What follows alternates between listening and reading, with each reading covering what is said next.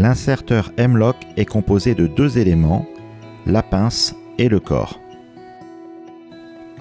Le corps est composé d'un tube, d'une poignée et d'une molette. Montage des deux éléments de l'inserteur.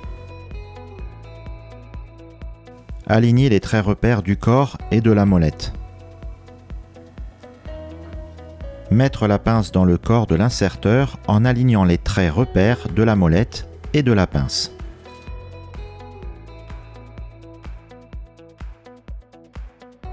Appuyez sur la pince à l'intérieur de la molette à l'aide du pouce-pince. La pince sort alors du tube de l'inserteur de 7 mm environ. Tournez la molette dans le sens anti-horaire jusqu'à la position cadenas. La pince est ainsi verrouillée. Assemblage avec l'implant. Placez l'encre dans le porte-implant. Descendre l'inserteur sur l'axe de l'encre sur 7 mm environ. Tournez la molette dans le sens horaire pour aligner les traits repères du corps et de la molette. Cela verrouille la pince. Appuyez sur la poignée de l'inserteur afin de faire coulisser le tube sur la pince. Faire rentrer les dents de l'inserteur dans les encoches de la tête de l'implant. Pour cela, le porte-implant peut être tourné. Vérifiez que les dents de l'inserteur sont bien engagées dans les encoches de la tête. Vérifiez que le passe-fil coulisse facilement dans les chats de l'encre. Si ce n'est pas le cas, tournez la molette dans le sens anti-horaire.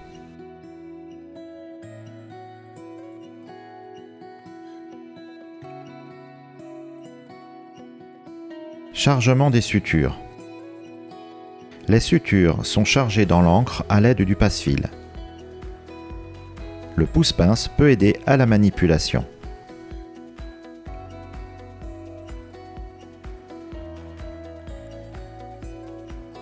Insertion dans l'os. La préparation osseuse est réalisée à l'aide d'un pointeau impacté jusqu'au trait repère. L'encre s'insère alors de 7 mm dans la préparation osseuse, permettant un bon guidage de l'implant pour l'impaction jusqu'au contact de la tête contre l'os. La stabilité de l'encre est assurée par la forme conique de l'implant et par les macrostructures sapin. Blocage de la suture dans l'encre. En maintenant l'implant contre l'os à l'aide de l'inserteur, le chirurgien peut alors tendre les sutures puis les bloquer en tournant la molette dans le sens horaire jusqu'à la rupture de la partie sécable de l'encre. On entend alors un clac. Faire un quart de tour avant de retirer l'inserteur. L'encre se désolidarise ainsi de l'inserteur. Retrait de la partie sécable de l'implant. Alignez les traits repères du corps et de la molette.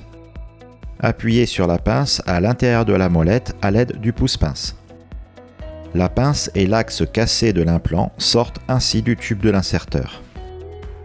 Tournez la molette en position cadenas. Retirez ensuite l'axe de l'implant à l'aide d'un porte-aiguille. Démontage de l'inserteur.